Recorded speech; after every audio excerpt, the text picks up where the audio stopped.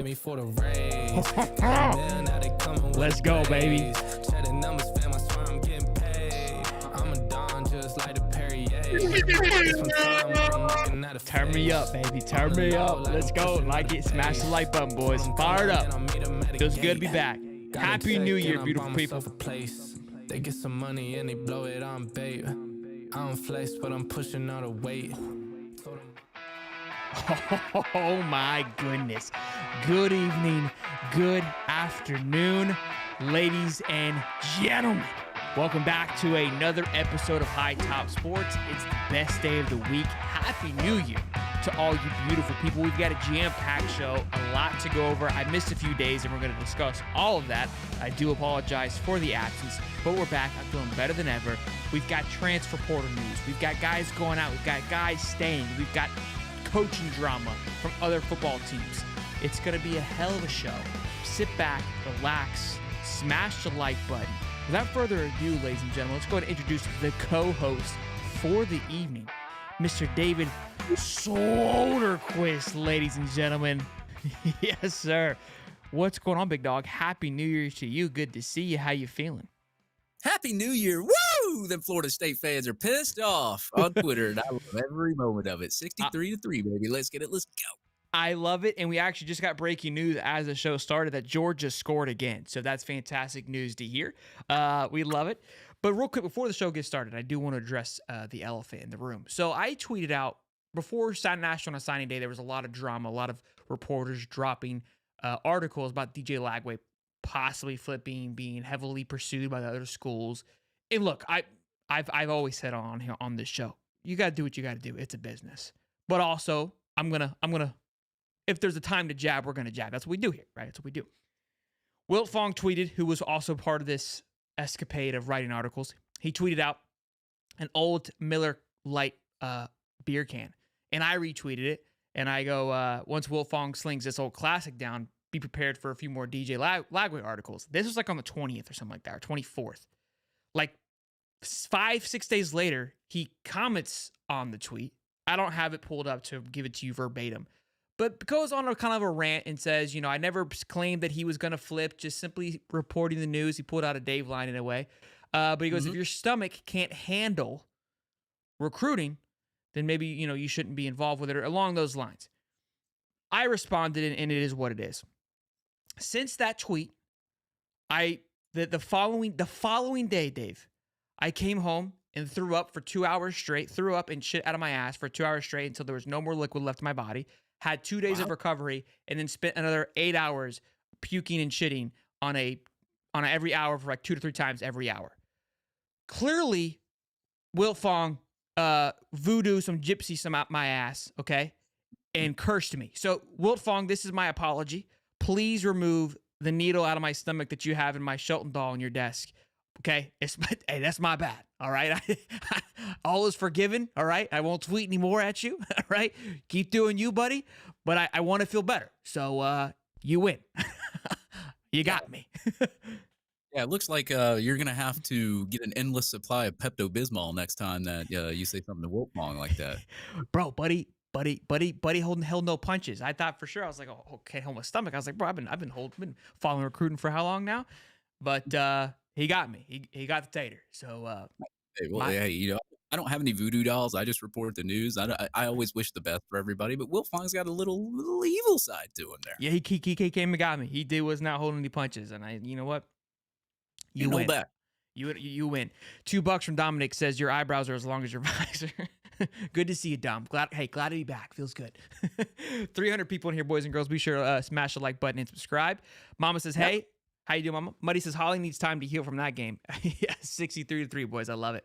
All right, boys. Let's dive right into it. First order of business, and I know this is old news, so don't yell at me. Obviously, I've been gone for quite some time, so I want to, hash things out. Is obviously Scooby Williams entered into the portal. And I was telling Dave before the show, when these guys go into the portal, I like to kind of get a grasp. I try to read, some forums. I take a look at Twitter, Facebook. I know it's obviously different types of fan bases, but I try to get a good gauge of how Gator Nation is feeling. I have my opinion about it, but it's also good to, I think, consume other people's thoughts and understandings of what's happening.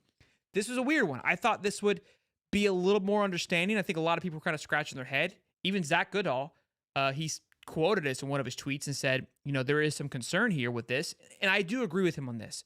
A concern was that Scooby, who's a third year starting freshman or third year registering sophomore, who has under 400 snaps under his belt from this previous year, a lot of experience. And that was a big thing that we said last year was Florida doesn't have a lot of experience on the field, but wait till next year. Well, now we're finding ourselves looking to be in that same boat headed into this following season, now with Scooby departing, because the linebacker room now looks to appear it's going to be Manny Nunnery, Shamar James, and then, of course, Aaron Childs and Miles Graham, which we're going to talk about here shortly. But when you actually kind of take a step back and look at Scooby here for a minute, and I love Scoob, also another person who signed my helmet, so that thing's obviously cursed as well. Maybe Will Funk had something to do with that as well. I don't know. At this point, anything can go. This was his PFF rating. It was a 42.1, so it's gotten progressively worse since his freshman year. 62.2, 54.2, 42.1. He ranked 770th out of 775 linebackers. So if Miles Graham and Aaron Childs aren't better than 770 linebackers, we're going to have an issue. So a lot of people were kind of, I think, panicking, thinking that, things are falling apart. Also, another part, too, I think there's, some of the older fan base, they take a look at this. I don't know if they quite understand this transfer portal thing. This is expected. This attrition is expected. We talked about this. And again, I was a little taken back when Scooby did enter because, yes, it is somebody in a position of need that has a lot of reps under his belt. However, you take a look at what's coming in. We got some good news today about a possible transfer portal. All of a sudden, I'm not panicking as much either. Before I continue, Dave, what are your thoughts on that? Am I off topic there, or do you feel like, look, yes, it hurts to take a blow like this, but it makes sense? Yeah, we also don't know what those discussions were like between the staff and Scooby Williams too. Maybe the staff said, maybe you're better off somewhere else. We're gonna go a different direction. We have no clue, or maybe he just decided for himself. It's really weird when you kind of think about it, but then when like how you explained it, you think about it in the long run, it's really not that bad for the University of Florida. If you look at it, Scooby was part of the 2021 class. And really was a Dan Mullen guy. He really wasn't a Napier guy. He was trying to fit in a Mullen system, Todd Grantham's system, not really Billy Napier's. Billy Napier comes here. Armstrong system. Yeah, Armstrong system. And at the beginning of the year, he looked good, especially when Shamar James was on the field. And then as the year progressed, Shamar James gets hurt. He kind of digressed a lot. And, when you look at the numbers, and I know that the staff, they're big on analytics and statistics and PFFs and all of that. Maybe they looked at it and said, hey, look, maybe you're better off developing somewhere else, putting you in a better system that fits your skill set. I know a lot of these linebackers that were recruited were kind of like tweener linebackers, not really like true linebackers, like a Miles Graham or Aaron Childs, a true linebacker in those sets. That kind of helps Florida out there a little bit. And then obviously the transfer portal news of Grayson Howard, Pup Howard. He's getting Cristobal to Florida. If he does wind up here, then that makes up for you losing Hayes. So you automatically got a guy that can come in, has got some starting experience, and has done really well, has not missed a tackle in about, I think it's like 200 snaps, hasn't missed one tackle, and he's done pretty well over there at South Carolina. So if you bring him in, really, you're getting a guy that can start on that side of the field. Shamar James still here as well. And then you got, of course, Miles Graham, Aaron Childs, who looked really, really good in their Under Armour game. We'll get into that later. Yeah, incredible. We will. The loss of Scooby Williams, it does suck because I liked Scooby. He was a great guy. But at the end of the day, business is business. And, hey, we've got some good talent coming in after him. So I'm not really too concerned about that. Yeah, and again, people were kind of, I think, 50-50 on it, and it was confusing. And we're going to get into that in just a minute because Jason Marshall is returning. But real quick, $5. Brian Fisher says Pup Howard to Florida loading. We just talked about that. And shout out Kawan McLeod. Great point. Someone I keep overlooking as well is Jaden Robinson, 4-star linebacker who was part of the class last year, is also part of the staff. Yeah, I did completely forget about him as well. So look, there's probably a lot of conversation of, hey, this guy's going to make take a step forward and make some moves. And again, the loss of Jay Bateman too is something that we keep overlooking a little bit. I think, look, it was a tough loss. I think there was some frustration because of how he's recruited. But if you really break it all down, take a look at the stats here from, I looked at PFF last year. Scooby, we just saw, atrocious. Manny Nunnery, this is somebody that you would assume Jay Bateman was part of the evaluation process. 60 overall defensive score, extremely low. 58 in rush defense, 56 in pass rush, and then 63 in coverage. Across the board low. Even Shamar James, 68.9 on overall defense, a much better score, but then 64, 54, 75. So the development on the linebacker class hasn't been fantastic. Oh, well, he's recruited well. Miles Graham was a Gator regardless whether Bateman was there or not, to be honest. And I'm not trying to take anything away from Jay Bateman, but you got to believe that guy has been a Gator through and through. And yes, you can credit him to Aaron Childs, who we saw today, who we keep alluding to, did have a fantastic day. And I'm not trying to discredit the fact that Jay Bateman left, but again, that was obviously a big question mark of like, okay, he's recruited well, but how much development has actually been there? And Miles Graham spoke to this in an interview. I actually made a video about it where he spoke with Austin and Billy about, hey, the linebacker coach who is coming in alluded to us getting one is that basically they're going to be okay. We don't know much more about on that, but he seemed confident who's coming in. $5 or $10 from Brian. Thank you, Brian. Says Shamar James, Jaden Robinson, Pup Howard, deadly trio. Agreed. With the combination, with the mixture of Miles Graham and Aaron Childs as they continue to grow, really exciting. And we're going to obviously talk about that throughout the show as well, the things that I'm excited about for this team. But that's kind of the first little business here is Scoob entering into the portal. Let's counter that, though. I'm actually going to skip a topic of discussion is Marshall returns. So this really excited me. I actually retweeted it when I saw the news is Jason Marshall, once 5-star cornerback, is returning. I retweeted it, huge. Pretty much, I think, consensus. There are some people that were unhappy with it, which also confused me because I was like, if this kid were to leave, you would imagine that people would go, Billy can't hold on to anybody. This thing's a disaster. Like, there's no winning in this situation. We talked about this by the end of the year with Stephen Harris, where Jason Marshall started to find a rhythm at the end of the year. It felt like they started placing him where he needed to be. He had some areas of struggles. We agreed with that. We had Zach on the show. We talked about it with you, with Connor. Yes, there were some concerns, but he started to show progress when he was utilized the right way. So that excites me. And again, in a position of need, look, same thing where I felt with Scooby. In a position of need, we need guys that have a lot of repetition and that played in this role with senior presence on the football field. And I believe Jason Marshall brings that on top of the guys that we're going to talk about in the portal coming in, on top of the recruiting classes from the last 2 years. I think this is a huge pickup and a great key for the Florida Gators. Thoughts, Dave?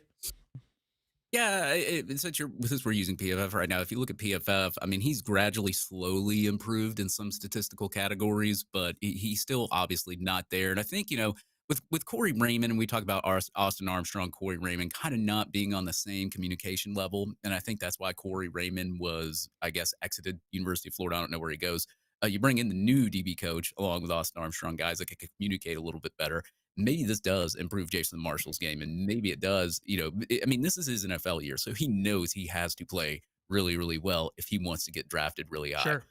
I was a former 5-star commit, had really good statistics, high school, did pretty well in the Under Armour practices. So the guy has the talent there. I think what it boils down to is a little bit of coaching more than anything, to be honest. I think Jason Marshall is a lot better than what his statistics tell him, and I think you go back to the Marco Wilsons and some of the other corners that we had and how they gradually digressed. And it's just been a problem ever since, I guess, Dan Mullen had left. Now, you got a new DB coach coming in here that can, obviously mesh better with Austin Armstrong. So we'll see what Jason Marshall does. A lot of people said, oh, well, Jason Marshall's coming back. This sucks. I said it may be a good thing with the new DB coach, but we'll find out. Yeah, no, I agree. Like I said, I when I saw this, I thought it was a huge keep, especially with the departure of Kimber. I know we were, there was consensus of ecstatic of him leaving, but it's a starter nonetheless. And we obviously saw the downfall of that secondary last year. Look, I've been saying this. I'm gonna be telling some lies, and we land some of these portal guys that we're projected to land. Hey, boys. Y'all, Sunshine Pumper are going to be in full effect the next 8 months. So y'all better buckle the fuck up. I'm just letting you know right now. I'm fired up because look, I'm turning over a new leaf. Like I said, once that new year hit, once we got going right in the right direction, I will love it. I think another thing to point out is the portal, how we've been moving. There's a lot of criticism of not moving fast enough, but it feels like a lot of teams have maneuvered this portal season a lot differently. Some have still moved aggressively. Don't get it twisted. But I don't feel like it's hurt us yet. We got to land some guys. Might be getting ahead of myself. Probably am. But we know how I operate here. But Jason Marshall returning, I think, is fantastic news. Really excited. And you also got to think that Will Harris in that conversation of, hey, how you fit in this program. Look how the last, 5 days have unfolded, right? Where you got to believe the defensive line coach came in, had some conversations. Cornerback coach came in, had some conversation. Linebacker coaching projections conversation happened. Who hits the portal? Scooby Williams. Scratch your head, but like, It makes sense. You can see why it works. Kimber, we all were hoping for that, right? Marshall stays. Okay, great conversation there, right? That guy must have slept on it for a little bit, wanted to figure out what was going to happen, bought into the program, bought into the process. So to me, I think as of now, feels like there's a pretty good control, which at one point seemed to be a rocky road. The program seems to be under a little bit more control than what it was. That's my, again, outside looking in. Seemed like it was getting off the rails for a little bit. Seems like it's getting dialed back in where Billy has control back on the reins. That's my thoughts. We are not having news. Good. And I was going to say, and when you look at it, especially with like replacing the coaches, bringing in the strength and conditioning coach, when your UAA wouldn't let you get rid of the other one, so you had to demote him.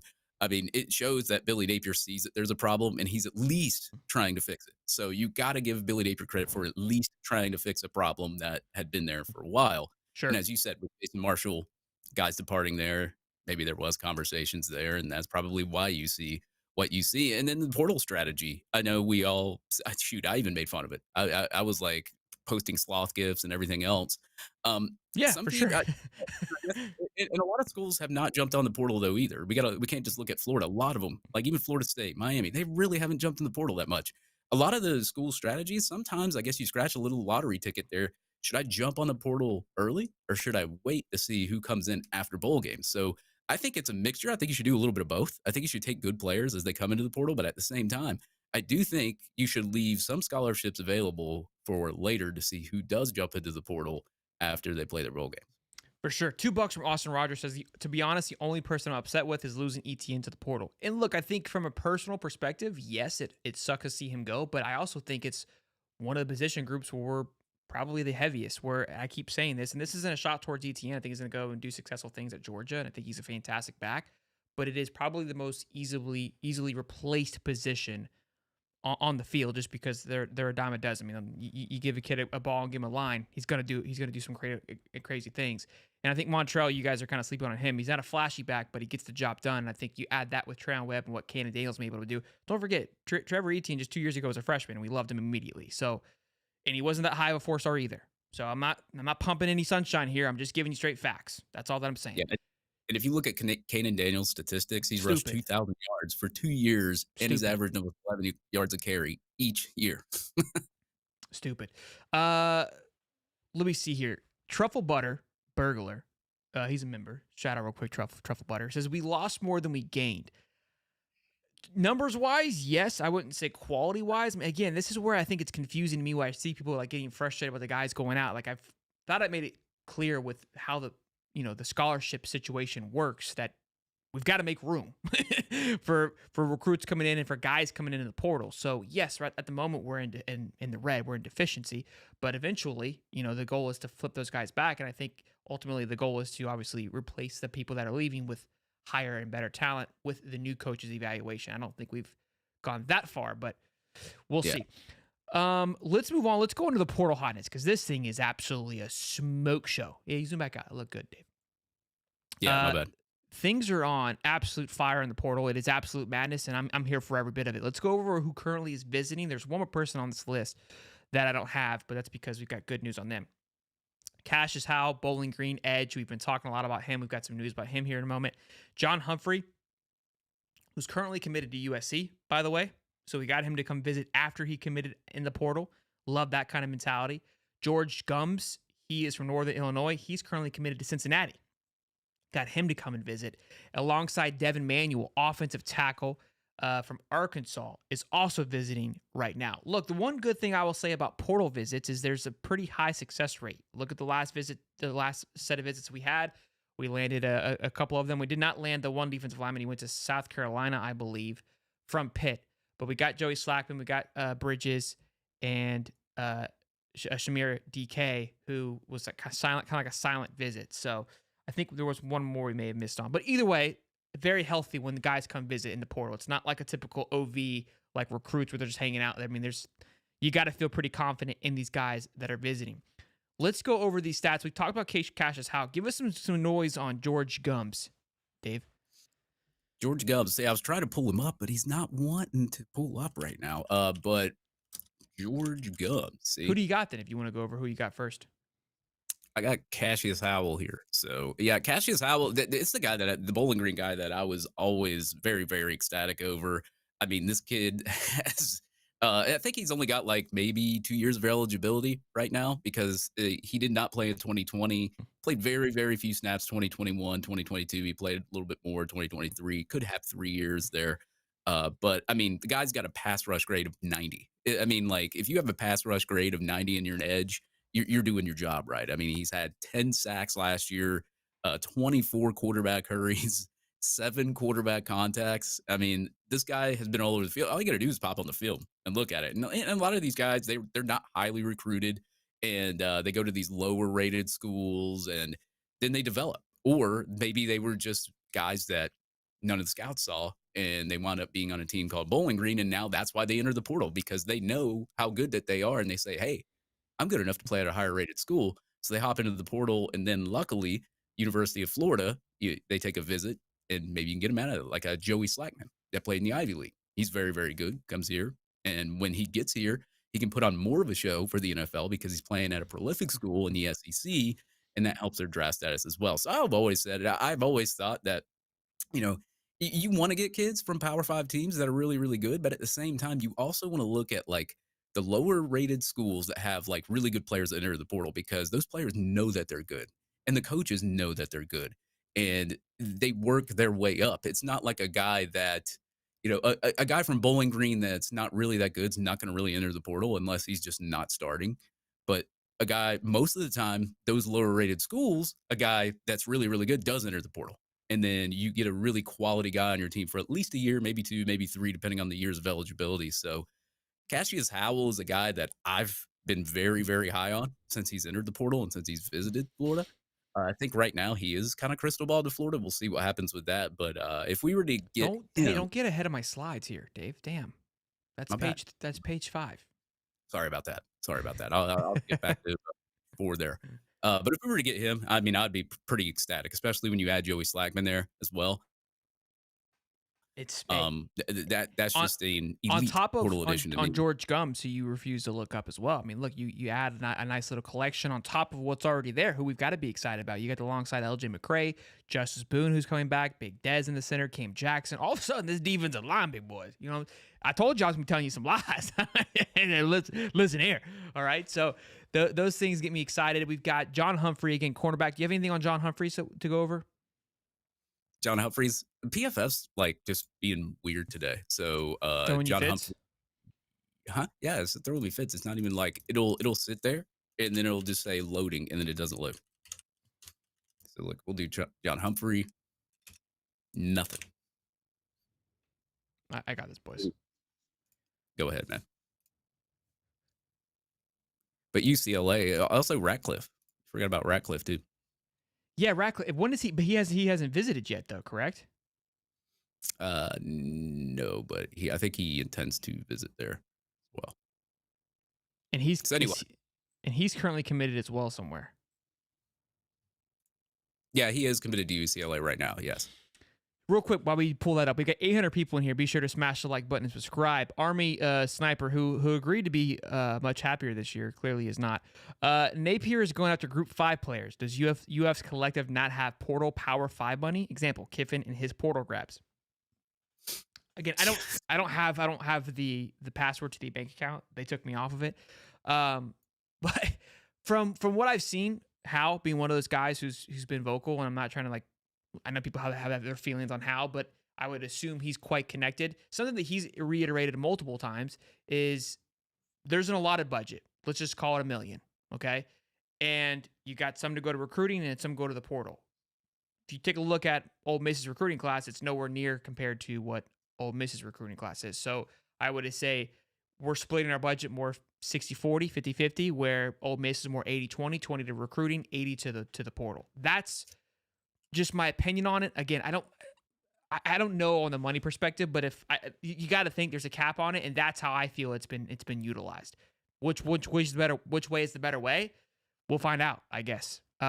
It feels like Lane Kiffin's pulling kind of like a Los Angeles Rams, where they're going in. This is the year they got to go and get it done. FSU did it this year, but Tennessee did it, 2 years ago in a way. But once you blow your gasket, your gasket's blown. I think, the path that we're headed on is more of a what Georgia and Bama, where you can create consistency over the one-time pop. But that's also my thought. Brian Fisher, running backs, $5. Thank you, Brian. Running back is the most expendable position on all levels. That's why the NFL don't pay them. Fix the O-line, and anybody can run the ball. Exactly. That's what I was just saying. There's a reason why those guys are having a hard time, even some of the best, like Saquon and Dalvin Cook had a hard time finding a job because look, the next guy coming up here just runs the ball just as effectively. We put some guys that can block him. Zeke, who dominated the football field for quite some time, kind of was nowhere to be found once Tony Pollard came in and started catching the ball in the backfield, right? You become more versatile as well. So what are you going to provide for me? What have you done for me lately is always the big thing. Now let's move on to the transfer portal. Let's keep this hotness rolling. These are some crystal balls that have come flowing in. So DJ Douglas is also there on a visit. I didn't put him on the graphic because I just didn't have enough room. And I also knew that he was going to be on the next page. So currently right now, according to On3, we lead the way 93.2. Love seeing that. Again, that is a cornerback, I believe. So everyone kind of being concerned on cornerback play. Look, I mean, it's starting to kind of thicken up a little bit. Devin Manuel, offensive tackle. Love this. We haven't, Tarquin was crystal ball to us at one point. I haven't checked on him. I can once Dave starts talking here in just a moment. But obviously we got Crenshaw that's already committed. We get Devin Manuel, 6'8", 300-pound offensive tackle from Arkansas. Look, I love this. I love the addition of getting offensive tackles with a lot of snaps. Something I want to say off the record really quick. Micah Mazuka, who also entered into the portal a few weeks before, which again, kind of all around that same type of conversation that I was having. People were concerned about that. But if you've been, I just kind of monitor things from the outside. I try to look and see what's happening. He's posting practice film. Well, the reason I bring that up is go look at guys that enter the portal.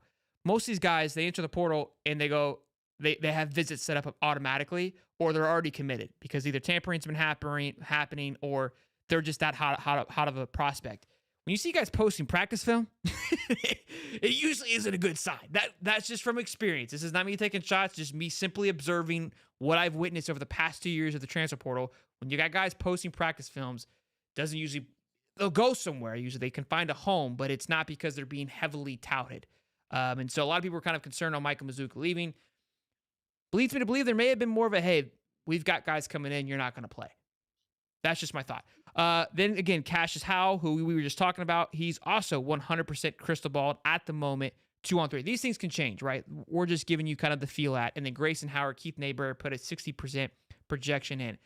Why you shouldn't get excited, though, again, I know these things are just crystal balls, is the safety from South Alabama was crystal balled by Corey Bender to come to Florida. And then literally, I think like a couple hours later, was announced he would be visiting Mississippi State and no longer will be visiting Florida. Now, the reason being is going around is either whether it's an injury or grades, whatever have you. It was a more of a mutual decision versus him not choosing Florida. It wasn't Billy couldn't close. It was a business deal that couldn't work out. So as of now, if we were to land these 4 that were crystal ball, not including the ones, we're not including George Gums or John Humphreys or Ratcliffe. I mean, this right here should excite you on what is to come. Dave? Yeah, you also got Ohio State wide receiver Bryson Rogers that's going to visit, or he has contacted Florida. And he hasn't had that much, I guess, starting experience as there is, but at least you're getting a good 3 to 4 years out of the guy. He does seem to have a lot of good speed. I noticed he went down in his recruiting ranking a little bit because he played, I guess he had played better competition somewhere else. And I don't know if he looked great or not, but either way, you need a wide receiver. You need some kind of a little bit experienced wide receiver out there. And, Bryson Rogers has been contacted. We don't know who else they're going to contact there in the portal, but it does make me question, like, okay, well, you do have speedier wide receivers on your roster already, like Eugene Wilson, Aiden Mazzell, and Andy Jean. And are we not going to see these guys next year? Will we see a little bit of them? Will we see them 2 guys out there? Obviously, you're going to see Eugene Wilson. I mean, that's a guy that has obviously got speed. He has track speed. He has big, quick twitch ability. So he's pretty much your slot guy out there. He can go deep as well. But yeah, I do question the fact that they're going after more than 1 wide receiver, maybe 2. But at the same time, like, I don't know what the staff is thinking, but I know Grayson Howard there, a guy that I've been informed that the chances of him coming to Florida is really, really, really strong. And of course, you got the Bowling Green edge there. I think if you were to get the Bowling Green edge and Grayson Howard, people would be really, really happy right now. Um, but like as I said, a lot of these guys that are really, really good at these lower tier programs are guys you do take a chance on. But when you put on the film, especially with Cassius Howell, Grayson Howard, I mean, they pop off the tape. So those are good portal additions if you can grab them. Some of the other guys you may be, I always call it crashing a lottery ticket. They may be good, they may be not good Sure. when they University of Florida, but at the end of the day, you got to fill up your roster. Obviously, you lost a lot of guys, but if you can get guys that are just ready to play, and this is the situation Billy Napier's in right now, because this year if he does not do good, he's probably out the door. So you need guys that can immediately start. So maybe this is why they are going into the portal, just in case they roll out somebody like an Aiden Mazzell or Nandy Jean, and maybe they don't live up to their star potential, which I don't think that's going to happen. Okay, well, now you got an experienced guy you can roll out there and hopefully help you out. So I think we're going to see a lot of rotation wide receiver wise. But as far as edge and your defensive line, you need to get guys that can immediately start right away because your defensive line wasn't that great. You need some offensive linemen, which is why I'm glad that we have the offensive linemen visiting there too, Devin. And I don't know, I like is the offensive line is just weird in the portal. Like you're either going to get a good one or you're not. I think we've seen that already with the guys that we got in the portal last year, Damian George. Um, but Look, yeah, I think Damian George. I think he stays. You move him to guard. I believe he'll have more success than he will in tackle. So that could have just been him. Just hey, we were obviously shorthanded. We needed to extend you, and I think that might have been why Mazuka's leaving. Because think about how this line's going to unfold. If we get Devin Manuel, Michael Tarquin is still projected to come to Florida over Kentucky by a few percentage, so it's close. So we'll see how that plays out. On top of Crenshaw, and Barber as well. But Barber, I think, played a little bit of guard as well. On top of Najee Harris, who was making strides, right? So that's a guard position that now Micah Mazuka is fighting for, on top of Fletcher Westfall. So I think, again, you look at it, it's like, hey, you're going to be pushed out because Damian George is getting this spot. We got Najee Harris, who's up and coming, Fletcher Westfall, who's up and coming. All these guys that you're going to be fighting for maybe a starting position, which is exciting. That's a good problem to have, a problem we've lacked on the offensive line. Look, I think offensive line is definitely something that is a focus of need here. you So stole what I was about to say. I was going to say, yeah, you can move Damian George. So yeah, you're right though. You're right. yeah, look, I love Damian George at guard. When he played there, he was much better. He just doesn't got the feet to move on the edge. But when he was in guard, I feel like the line functioned better. But why we didn't do that, again, I'm not on the football field. I don't know. But even just talking with Stephen Harris about it, that was something he agreed with when we discussed that he needs to move positions. Big boy does his job. Just put him in the right role. So there we go. Good stuff there on the transfer portal. Very exciting stuff. Again, all these guys are visiting today. This was the first day they were allowed to visit because the portal now is officially not allowed to. I think they were allowed. Yeah, this was like an allowed official visit was today once the portal actually closed. Now, just so you're all clear, by the portal closing, nobody can enter into it. People can still obviously commit to a school. And I imagine these commits would happen very soon, which is another thing why I said these lists are very important and these visits are important because they want to commit before the next school semester starts. So I believe they only have about 10 to 15 days before that semester starts. So they're going to want to be committed to a school, moved in and all these things within a week or so. So I expect it to be kind of hopping here over the next few weeks. And then I think we'll have a little bit of a gap and then we'll have the second maybe a second wind of recruiting for 2024 because we do have another signing period in February 4th. I don't know if we're going to go after anybody, but there is a window there. So something we'll definitely be keeping an eye on. 600 people in here. Be sure to smash the like button, boys and girls. Happy to have all of you here. Good to see you. I will add too that there are kids that do sign their papers to enter the transfer portal like last night, and they still haven't announced yet. So there still could be more announcements as the day goes on. And then there's so many names that I've heard that like we have been in contact with too that it hasn't been public yet. So we don't know. We really don't know what's going to go on between now and then. And like this whole visit weekend lasts till the 5th. So hopefully we can get some commitments, get some. Maybe I can post that Billy Napier video. I mean, I don't really do it for transfer, but I'll do it for transfer. Roderick Kearney and Bryce Lovett, two other names I forgot on the offensive line. Look, it's a lot of people I got to remember, guys. I appreciate you guys always reminding me. Yes, those are two other big additions as well. But yeah, that's a good point, Dave, that you just mentioned, that people could have signed it last night, but it hasn't technically been entered paper-wise, so it hasn't been announced. Solid point there. Let's move on into, this is an interesting one. I wanted to bring this up about LSU's coaching. What happened here just today? LSU, Brian Kelly basically fired the entire defensive staff. Said, hey, we're doing a complete overhaul. See you later. Skedaddle. Get out of here. And look, the reason I want to bring it up, because when our two coaches were fired, the D-line coach, the cornerback coach, we were like, okay, thank goodness, we're moving quickly. But then we lost a few commits because of the firings. And then there was some criticism because we made the fires too quickly. Then we had Jay Bateman basically bail on us the day after signing day.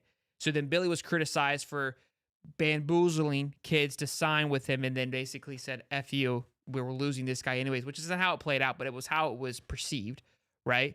And again, this whole thing is a business, but this guy basically waited for all of his commits, and basically nobody entered into the portal because they thought business as usual, all to just flip the entire staff the moment they can no longer leave. Now they can leave in May, but you've now given up an entire spring ball of training with another school. So, look, I'm not saying it's right or wrong, but Brian Kelly has always been known to be a cutthroat kind of dude. And to me, when I saw this, I was like, this is a savage move. You completely flipped an entire staff, and now a Mizzou coach is being targeted for that coaching position. So nobody's ever safe. And I guess the reason I also wanted to discuss it is, again, because it is a dog-eat-dog world out there, and I don't know. There is no right way of doing it or wrong way of doing it. Again, it's part of the business. But if I'm Billy, it's like, look, you want to go play for a guy like that? My opinion with the cornerback coach, how the D-line coach was handled, I think it was fired at the right time. But also a point where people were like, oh, we're not moving quick enough. We're not hiring fast enough. This guy has to hire an entire staff now. With how many days? Which, look, now you think about it, it's like he doesn't have to worry about recruiting or doing any of those things because all that's done. And you're not going to have any type of real football stuff until, come February, March anyways. It's all strength and conditioning coach right now anyway. So you really don't need a D-line coach or anybody at the moment. But he's got a lot of work to do in the next 2 months. Yeah. He waits for all those kids to commit, and then he just fires the whole defensive staff. I mean, this is the guy that put a guy on a scissor lift and just didn't care about him. I mean, like this guy is, I have nothing to say about Brian Kelly. I've never really liked the guy anyway. I don't think he's the nicest guy that there is around, but maybe he did inform all of his kids that, hey, I'm probably going to get rid of some of this defensive staff, but I highly, highly doubt it. Yeah, it's a complete overhaul. And look, I mean, in this world that we live in now with the portal, I mean, you have to function a different kind of way. And there's two ways of doing it. I think the way that Billy did it, kind of very transparent, straight in your face, pretty open about it. You're going to take some losses. I think Xavier Filsaime was a prime example of that. Because think if Billy waits. Think if Billy waits till signing day and Xavier signs and then he fires him. This class could be a lot different. Different. But do you want to start a relationship off like that? Right? It depends on what you want. So, with the day of the transfer portal, how long does a move like this last? Does it come back to bite you in the butt later on? I don't know. If you flip it around and they're more successful, then maybe not. But I think you kind of went all in. Like, you better flip this thing around because you kind of did some of these kids dirty, and they may not be happy. But I don't know. The whole thing is. Look, you got that spring portal period. You better make them happy because they could just wind back up in the portal and go somewhere else. True. That second portal date's an interesting one. I'm thinking that I'm wondering if that's going to be a little more busier than it was this previous year. We'll see how it plays out. If you look at it, it was the most busiest portal period this cycle because of NIL and the way it's been going, and it's just going to get worse. So this spring portal period might even be worse. That's what I'm saying. Yeah, I think they're learning to navigate it differently, and I think it could have a little more spice to it. Let's talk. People are asking. Let's talk about the Under Armour. Let's talk about the Under Armour game today that happened. So we got a few of our guys playing in it. LJ McCray did not play. He plays in Saturday's game.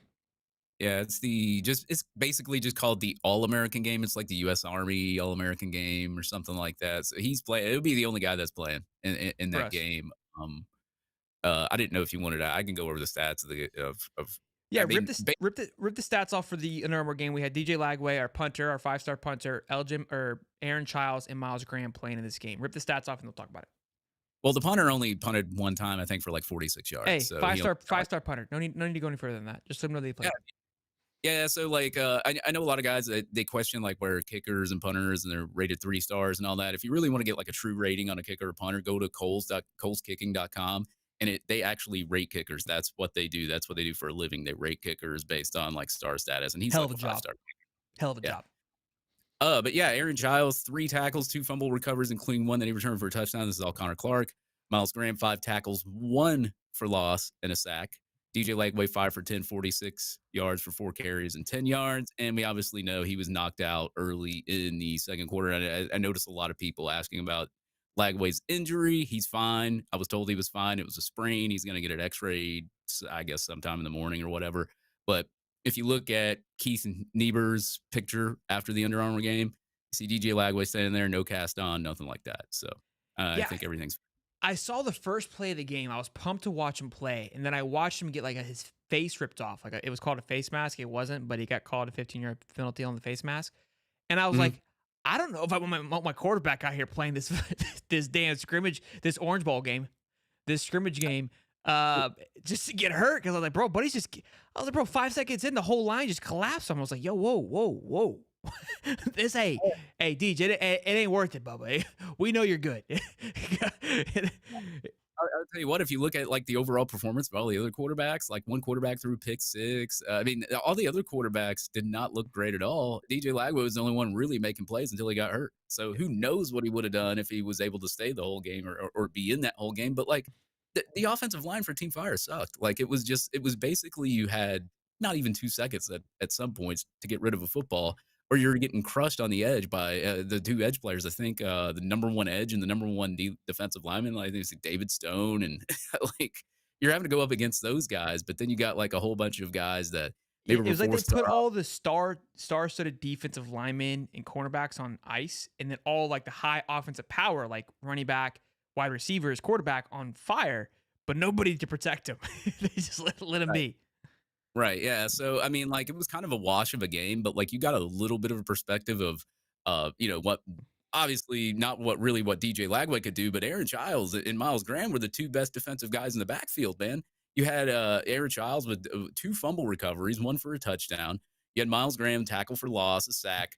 And he like these guys just look like true linebackers out there, They especially did. Miles Graham. You see how built he is and how quick he is. Like Just they looked men amongst boys, and watching them, it was you can tell it's high schoolers, right? There's obviously so a lot of room for development. You can see some of the guys that are going to be instant impact. Somebody that I always think about is Harold Perkins, who went to LSU. His yeah, freshman year, lights out. And so people that are concerned, like, oh, we're getting more youth. Harold Perkins was an absolute menace his freshman year. Had a little bit of a slump his sophomore year. I think a lot of it had to do with the play calling and how he was utilized. But sophomore year, my goodness, watching him play was absolutely phenomenal. And these 2 guys today gave me that same kind of vibe. There was a big stop in the backfield early on. Jarrett Gibson, Aaron Childs. Aaron said, welcome to the show, baby. Leveled them. Wrapping up tackles, making plays. It looked like they were part of the play every single time. Gave me Ventrell Miller vibes, just on everywhere on the football field. These 2 young men, and they looked beyond their years already, which really excited me. Again, DJ Lagway showed a little bit of areas of development, as did a lot of players. But those 2, obviously, I'm hyper focused on those 2 playing. So take that with a grain of salt. But they looked really, really good, and I'm extremely excited for what they're going to be able to do in this defense with Austin Armstrong, and if we do get a linebacker coach. yeah, and Lagway, he's one hell of an athlete, man. Did you see that run where like he broke like 3 tackles, he Yeah. juked 3, 4 different times, and then he finally he got the first down. But I mean, you want to see more than just your quarterback making athletic plays. You want to actually see him stand in the pocket and throw the football. We didn't really get to see that because of the really really terrible offensive line that he was granted with. But I would rather him not be hurt and like because this game doesn't count. It's basically is a scrimmage. I know Florida State fans will say, "Oh, well, the Georgia game was a scrimmage." No, that actually counted 63-3. That counted, The yeah. under American game obviously does not count. It only counts for like awards and MVP and all that other kind of stuff. You can't really gauge what's really going to happen. But I would rather save DJ Lagway for the spring game so everybody can attend and go, and hopefully it's not on Thursday, or I will not be happy. Yeah, that's going to be, dude, I didn't even think of that's going to be electric to get to see him play. And look, you have to understand too, and Stephen Harris is saying this in the chat, that these games, typically the defense has an advantage because it's just they're just athletes. They're just able to cover, and Yeah. the tempo and timing usually isn't there for the offense. They've been practicing for 3 days.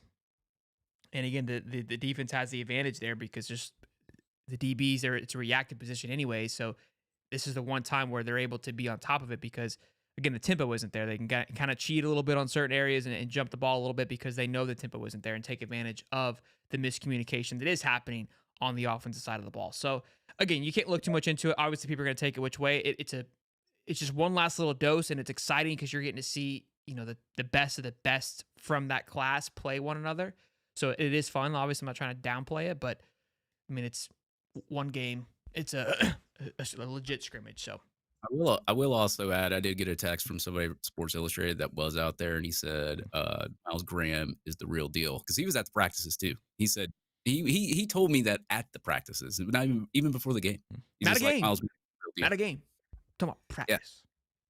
Yeah, I'm excited about those two boys. That's going to be look, and this is where I'm going to pump the sunshine a little bit. This class, DJ, LJ, Miles, and Aaron Childs, and possibly like a Fletcher and maybe a couple Dark Knights in there, is the reason. Like, I know people are calling for Billy's head, but I'm like, I want to. If Billy is the reason these kids stay, like I want to see this thing come together. You know what I mean? And if it's, I don't know what's going to happen. And I know people have their reasons and their feelings on Billy Napier, whether they can do the job or not. But again, I want to see this thing work out. I want to see this thing unfold and what it can actually be. And I feel like they're trying to put that together, and that excites me. We'll see. But I also forgot to mention Fletcher Westfall is in that All-American game too. So it'll be cool. LJ McCray and Fletcher Westfall. Cool. Good stuff. Let's talk about this last little bit here. Jalen Kimber. So an interesting thing that I want to go over. So he is committed to Louisville currently, but he hasn't signed with them. Is now set to visit Texas A&M. The reason I bring all this up is A&M has our linebacker now coach as now their defensive coordinator alongside their defensive lineman. They also went after Kendall Jackson, who we, in a sense, said, hey, it's not going to work out here. They took Isaiah Williams, which it felt like that was more of, again, like a mutual decision. Like, hey, we've got a lot of guys coming in. You may not fit. Texas A&M, obviously, everyone's giving, hooting and hollering. They're spending a lot of money, landing a bunch of guys, but they're going after, in a sense, our sloppy seconds, right? Like Kimber, who I think we all, again, in unison, felt that, hey, he wasn't ready to play that cornerback position. I mean, I can get Steve Harris on. We can watch him film. He wasn't happy with the production, and went to Louisville, and now A&M's offering him. It's like, look, either Bateman and Chaos and those guys felt that we were just completely misusing him, or they feel like, hey, we know what we're doing, and or they just feel like, hey, we got this. I don't know. It's interesting to see. We got A&M at home next year. Could be just a carbon copy of a past Gator team. Could tell us a lot. Yeah, I mean, when you just got to look at the film. You don't even really have to pull up numbers or stats on Jalen Kimber. Just look at film. Every 50-50 ball is thrown his way, he gave up. He wasn't physical. Like he wouldn't tackle. He wasn't physical at all. I hate to say that because he's a player. He's a football player. Maybe it was strength and conditioning here. Maybe it was something else. I'm not gonna sit there and just say he was completely awful. It could have been on the coaches as well and the coaching scheme. And as I said, Corey Raymond before, but he wasn't good. At the end of the day, he wasn't good on the field. So maybe this is a good change of events for him, but this is going to be his third school because Georgia, transferred here from Georgia. Now he's transferring to Louisville. You're on your third school now. I would say that this is probably I wouldn't say your last shot because you could probably transfer again, but yeah, I mean, just Jason Marshall wasn't looking. I had high hopes for him too because I remember the pick six that he had in the USF game when they finally let him out there on the field. So it's like, he might be really good. And then just from there, I just really haven't seen it. So best of luck to him, though. I mean, like, I hope he has success at Louisville and gets in a better. Well, maybe. Yeah, could be A&M. Or maybe. Well.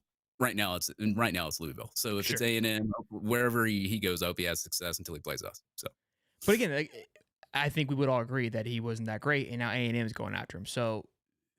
I'm just letting it out there. You take it as you will. $2 from Dom says, I'm riding with Billy till he gets fired or retired. I mean, that's the mindset, right? We got to ride or die, boys.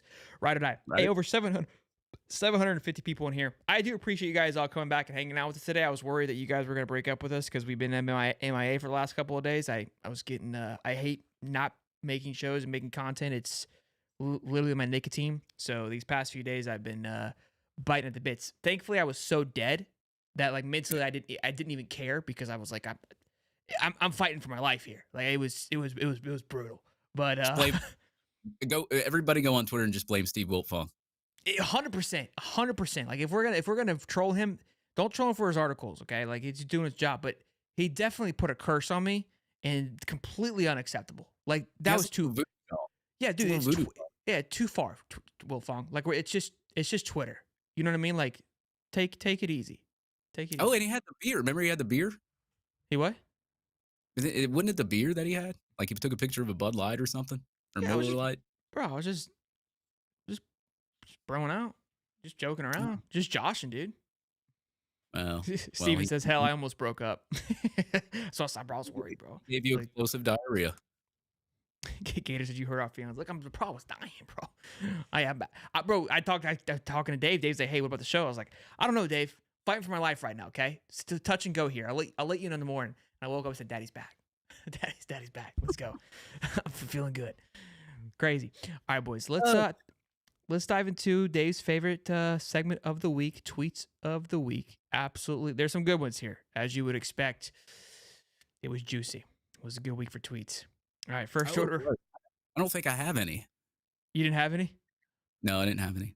My bad. All right. First one says Fisk and Farmer when they realized they had to play Uga's line today and not Syracuse. Well, hell no. Fuck, my elbow hurt. Damn, cuz I ain't gonna be able to do it. Shit. Well, hell no. That was B Gators today. We got to give credit now. We got to be like B Gators today posted that. He's been posting some funny stuff. Whoever runs that site's been posting funny stuff. Yeah, that was a good one. Because those two guys walked out when the game started in sweats, so they didn't know this until the game started. Correct for these two? Yeah, so like they were supposed to start that game, and then they said, "Yeah, screw this. We're gonna get our asses kicked." So yeah. Oh, I love it. This one was great. I reposted this because I thought this. I mean, he's been all over the damn thing. I didn't want to play it. I'm going to play it for like 30 seconds because he just repeats himself for a minute and a half to show off his house. But I'll play it for 30 seconds and then we'll go. It's from Danny Cannell. This was so predictable that there were going to be takes like this from the idiots that are out there trying to crow and act like they're pounding their chest saying, "Oh, see, this means the committee got it right." Man, the idiocy is on full display. This game means nothing. This is basically a glorified scrimmage taking place, which is essentially all of bowl season has become is scrimmages. They games that do not matter. This Florida State team is a shell of the team they were throughout the regular season. The other thing I'm starting to see is people saying, "Oh, well, what's the difference? Florida State, that's the reason they got left out of the playoff was because they didn't have Jordan Travis and it's not the same team." Well, you're right. That wasn't a different team, but this is a shell of a football team that we're seeing on display in Miami, which is why it makes it ridiculous. And people are flying in on Twitter. They're coming in saying, "Oh, see, this is right. This is right. This is what happened. This is why they left him out." That's about the dumbest take I've ever seen. So just stop with that. My kids can't even watch the game anymore. It's gross. They're crying. They don't want to see it. And I don't blame them. I won't watch this game either because it's not a football game. It's a scrimmage. So save your takes. Bowl season. All right. I let it go a little bit longer than it should have. So first of all, this is something that I've been bringing up to FSU fans, and I don't know if they're just dumb. That's probably it. And if the FSU fans are watching, I'm sure we'll get roasted for this. But most of the FSU fans are like what I said. They kind of come when it's doing well and they go when it's not. There's a clip in there somewhere. Kid show.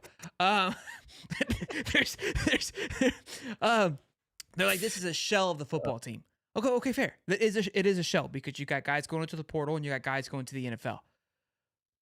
You keep beating your chest that this was the shell of your football team. You're also forgetting this is your future of your football team. And I know you got a top 10 class coming in. Don't sit here and say you're going to start 24 recruits. Stop it. Maybe 3 or 4 of them will make an impact. Okay, then what? We got DJ Ugalale, who you blasted 2 years ago. All of you did. We all did. Nobody sold on him yet. He went to Oregon State, did okay. He's not Jordan Travis. So this is a shell of a football team. What I've been iterating all year long, this is your year, FSU, because after this, you're nobody again. You're Tennessee. You're lightning in a bottle. And you proved it to me. You got absolutely skull dragged with your future of your team. And I know you're going to go get some guys in the portal. You added Marvin Jones Jr. from Georgia, who played, half the snaps at Georgia. You'll add a few more. I'm sure that you will. You get some big time guys. But what people aren't realizing is this FSU team that was put together this year was put together over 2 years. This is a portal project of 2 years that he was putting together. That whole project has now departed, and he has to restart. I'm not saying he's not going to go out there and be effective again. Don't get it twisted. But this right now is your football team going into next year. I don't think you're going to just wave some magic wand and you're going to go ahead and replace 30-plus guys like you think you are. I may be wrong. I might be punching air here in a couple of months. I don't know. But this right now is where you're headed. The fact that they can forget it, they're bashing this team, which is the honor. You're bashing this team. This is your future football team at this very moment.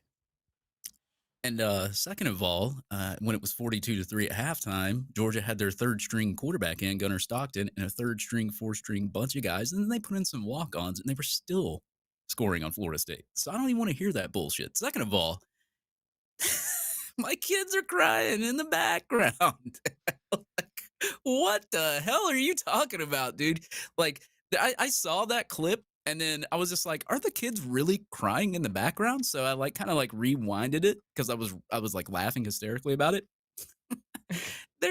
There's a girl in the background that's like laughing, and she's hiding from the camera. Like, I zoomed in on it and posted it on Twitter. She's like trying to hide while he's sitting there bitching and complaining. And then second of all, I think we got the tweet on here. He gets up and he posts game day. I thought it was a scrimmage. Yeah, like I yeah. And I remember like a couple of years, or it was like last year, where they said, "Oh well, Florida lost 30-3, and they had an embarrassing performance and they had to kick a field goal so they wouldn't get shut out." Oh, what? Not a scrimmage, right? We didn't have all of our players. All those players opted out, went to the NFL. That was a scrimmage, right? They put in Muschamp's son. They put in the coach's son. That young man will never see the football field in his life. And he ran like 10+ yards. They put in the coach's son. Okay. Hey, you want to know something even better? Not one running back for Georgia averaged under 6 yards a carry. Hey, Shell, I want to read this. This is from Clifton Abram. I believe he played for FSU based on his thing here. It was very interesting. He goes, thinking, I want to see more loyalty out of FSU football players. Last year, 2002, we finished 10-3. Truthfully, I was just hoping this year we'd just stay on that path of winning. Never did I expect a 10-3 season, but it happened, so FSU as well will win it. Reasons out of control, it didn't happen. As coach would say, now we fixing to see who really loved the game of football. And we soon found out who did and who didn't. Every former football player I knew said they would have played the bowl game. You're not supposed to love your teammate. You're not supposed to leave your teammates out there by themselves. It's a brotherhood. Hell, even Bo Jackson played in his bowl games because he wasn't going to leave his brothers out to dry. They needed him. I'm afraid to say this, young men. I'm afraid to say these young men entire legacies are built on sand. After they play, if blessed, 5 years in the NFL, they'll be 28 out of the league with no memories or universities to love over them. Every time I go to FSU, even at 52, I'm treated like royalty. Coach is not going to allow a one-year stranger or a guy who just abandoned them in a locker room going to a school chasing NIL deals is really just spending money. The real money is in the NFL. I want young men with integrity and who love the game of football. I got goosebumps reading that again. And the reason why I think it's so important is somebody like Stephen Harris, who's obviously, you see him walking around, how much love is there. Again, we had the tailgate at Georgia, the Joe Haydens, the Major Wrights, right? The Pouncey brothers. Like you adore them. And something that I spoke to Major Wright about because he has his book that he wrote. And his book talks about kind of finding yourself after football, because what people don't realize too is their entire lives, for the first 28, 30 years of their lives, is around football, right? You just consume it. And then immediately it's over. And now what, right? You've created an entire world, an entire legacy over this one thing, and then it's over just like that.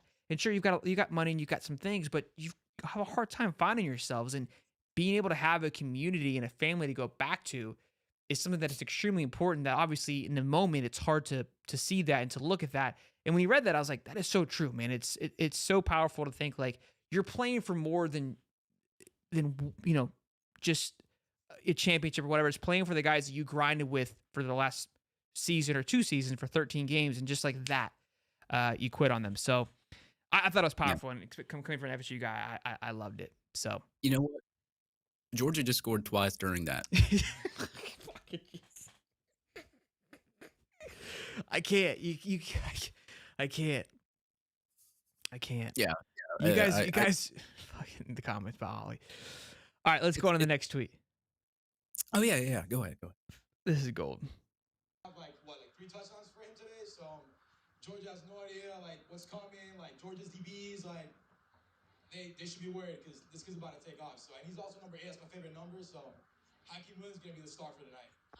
I think he had like 1 catch, right? Yeah. One catch and 3 points. This is your typical FSU fan. Like he has no clue what he's talking about. Wait, what's funny is if that deep ball didn't happen, there probably would have been like 63-0. Yeah, right.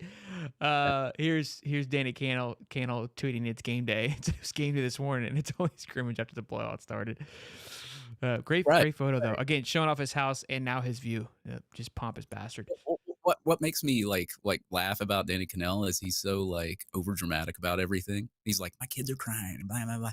But then at the same time, like he's so hypocritical. Like he'll say one thing, but then you can go find a million tweets where he said something else. That's the vibe here. Here's a picture. It says Florida State fans trying to defend the worst loss in bowl game history. That's so true. That's been them all week. Are you you're gonna have to explain this one, Dave? It's your boy. Okay. So this is my boy Willie, right? All right. So he's an Alabama fan. He's got his own little Twitter over there called what's his Twitter called? I just call him Willie because he's Roll like Tide my Willie favorite. and Chad. Yeah, Roll Tide Willie. So he's an Alabama fan. But I mean, like this is a guy I would like to have a sit down and just have a beer with and just talk bullshit with. Like just roll a clip, man. I mean, in front of a bonfire too. You know.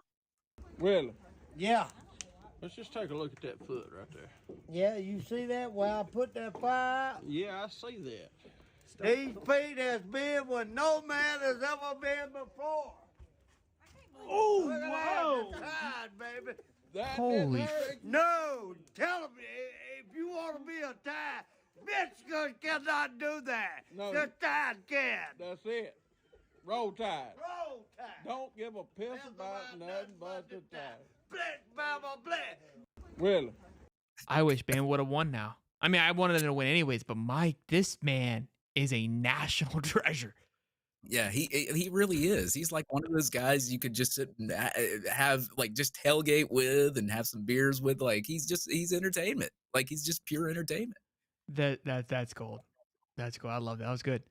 All right, I'm gonna play this. I hope we don't get banned. This had me in shambles, bro.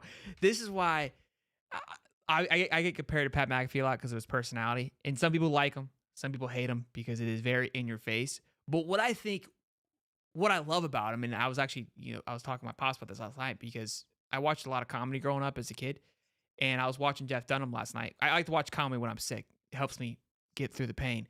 And I'm watching Jeff Dunham, and it's kid friendly, but there's lines that he's like, he's pushing.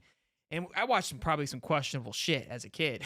And I'm like, I'm starting to realize watching this is where my sick thoughts come from. Why I'm constantly like your mom jokes, or I'm constantly making jabs, or like I look at a situation and I just find like the humor in it. Like I'm constantly on stage, like crossing that line. This is how I felt watching. Like Pat was watching this unfold, and his intrusive thoughts take over, and I loved every minute of it. Take a look. The front. It's an acronym that stands for Let a Naysayer Know. Being told by his former offensive coordinator, Bill O'Brien. That is not what I thought. Is that not what you thought? Boy, let a naysayer know. Let a naysayer know. Of course. The professional's right in the middle of his lead. That's all right. I just keep going. You almost lost me. It got real tight up here as you were. I just want to let you know. Reese, you were too smooth with that. I thought it was going down. I thought it was going down out here.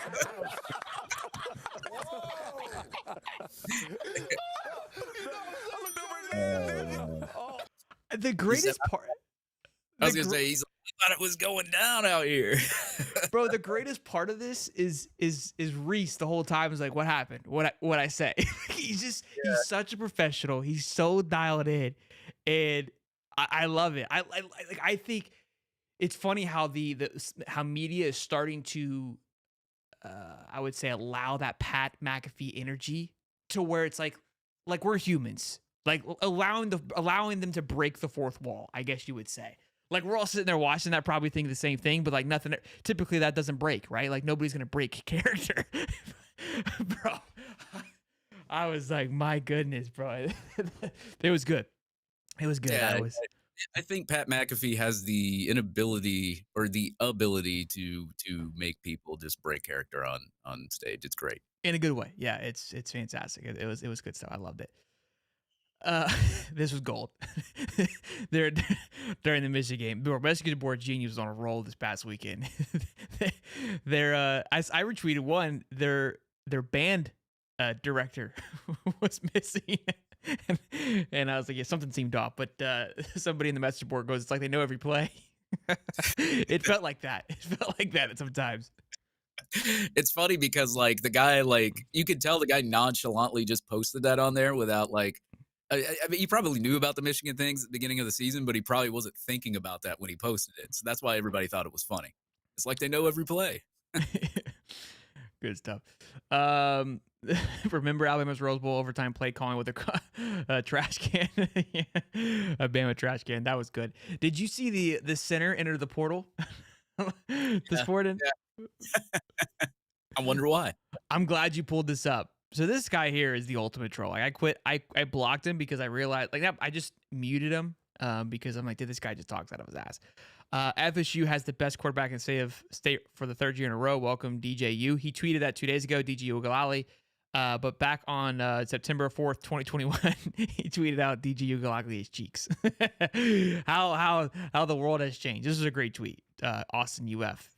Thank you for the receipts. I love a good receipt pool. Oh, by the way, yeah, he's back. He took a hiatus from Twitter about 2 years, and now he's back. Austin_UF. You have not followed him. He's a good alternate to Blue Orange Gator. There we go. Hey, you earned a follow, big guy. There you go. Let's see. Tim Larson, what's up, big guy? Good to see you, man. And then here's our boy Miles Graham just pancaking one of the offensive tackle.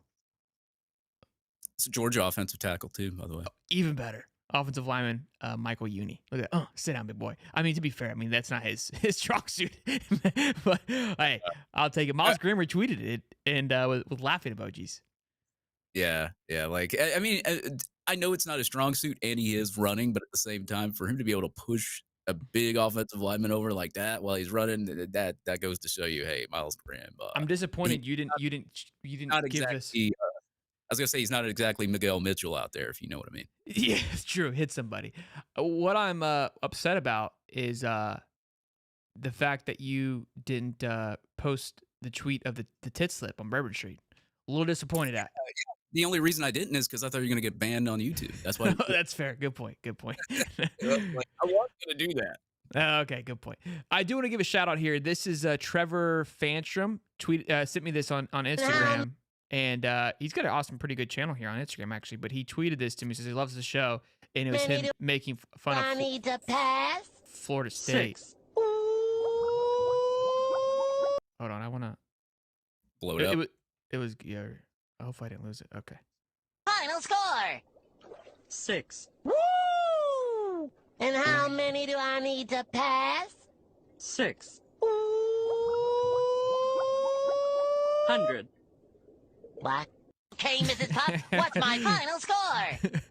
6. Woo! And how many do I need to pass? Well done, sir.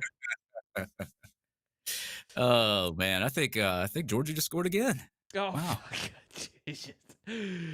I love it. Gator Game for Life says 700 in here. I remember when it was like 40, bro. It never seems to amaze me. Looking up at that number. Oh, and by the way, before we end this show, I had tweeted out a picture of me at halftime on Twitter, and of course, Florida State fans were pissed off, shits and giggles, whatever. It's 42-3. I got a lot of comments about my hairline. I see a lot of comments in the YouTube. Look. So I was walking down the street the other day. You got blasted for your hairline. Oh, I already know. Yeah. I had your back. I had your back. I was ready to go 8 rounds with you, big guy. I don't even care. So this is what happens when you turn 40. But hey, I was walking down the street the other day, and I went past this woman, and she goes, "That's a sexy hairline." And I was like, "Yeah, I'm married though." She goes, "Man, that's a lucky woman. That is a lucky woman." So just to let you know. Just to let you know. I love it. Eugene Osen just became a member. Thank you, Eugene, for becoming a member. Jacksonville, not a force. So can't pronounce any names correctly. Never claimed to do so. So you guys know that. Without practice, I'm going to butcher it. But yeah, it's a blessing to have 700 people in here. It's always a humbling experience to come on here. Again, you get a little nervous. You go missing for 6 days. You think people are going to dip out and not want to, hold you and love you anymore. So I'm excited. It's cool. This family has continued to grow and, on the way to 20,000 subs. So I appreciate you boys hanging out with us for the last hour. I think a lot of people may have thought that a bunch of Florida State fans infiltrated your house and you were just gone. Bro, I was having myself a heyday. Don't you worry. I was having some fun. It's been fun nitpicking and getting pissing contests with FSU fans. I've really enjoyed it it's great. I have like an outlet now to just yell at FSU fans and people that I don't care about. So I don't care about hurting their feelings or what I say. It's actually fantastic. Because the problem is, with your friends, they get a little frustrated. They block you, and it's like, all right, I gotta tone it back a little bit. Yeah, Twitter, they quit shows and all that. Yeah, I know. All right. There's one of our buddies at work. He had to shave his beard. If he made the bet, if he won, we pay him $100. If he lost, he had to shave his beard. And he's had his beard since he was like 18. He's like had it for probably he's younger, but I tweeted him a shaving gift like when it was like 32 to like 0 or something. He never responded. But, why would you make that bet? There's no. Oh, and by the way, I took that bet at like 14.5, and I already knew I was putting money in my pocket. I'm pissed I didn't take it. That was a steal of the century there, boys. What concerned me when it got to 20, because I was like, they could come in, maybe put up some random late minute points. You know what I mean? Like if let's say Georgia put in like the coach's son, I was like, maybe something happens, and they put up a few. They in fact did not. Hey, shout out to Muschamp's kid, the FSU killer. Hey, I've got a new chant. Let's hear it. It's just I'm not gonna make the noise. It's just this. I don't know if you, but I was like, hey, Ed. Hey, well. I loved it. Pepper Patty, what's up, baby? They were bitching and complaining about not getting into the playoff, and the committee did the wrong thing, and both the playoff games were phenomenal. So I don't know what they're talking about. Committee did it right. Look at this. Ed DePriest, 17 months of membership. That's the ride or die right there. Over a year of membership. What color is your pig, Ed? I can't see it because you see a little sunshine. That's what I see. I don't see the color of pigs on my side because I use a different platform. I stream to YouTube, but not through YouTube. That's why I can't see the stickers at times, and I can't see the logo there. But thank you, Ed. Oh, Mr. Nobody. The woman that gave you the compliment was Beyonce. It sure was. It was Beyonce, man. I didn't even. I walked past her. And I went up to my wife afterwards. I said, man, I got the best compliment. And then she was like, she goes, from who? And I said, this woman that just walked past. She goes, she looks like Beyonce. I didn't know that. I've had enough of this show today. Boys and girls, over. Look at Cannon Bass dropping the membership link. Thank you, Cannon Bass. Be sure to smash the like button and subscribe. We're back. Business as usual. Hopefully we'll have the spacesuit on. We'll have some hotness coming up over the next few days here with some commits, some sunglass emoji commits happening. But happy to be back. Good to see all of you beautiful people. Happy New Year. Let's have a fantastic 2024. We grew over 10,000 subs last year. Or yeah, close to 10,000 subs last year. Right at it, which is just unfathomable to even just comprehend there. So let's get another Tinsy on the spot. Yeah, let's keep this train moving. You guys be good. Almost up to 20K. It's pretty cool. Love you guys. Be good. Until the next time. I'm Sheldon.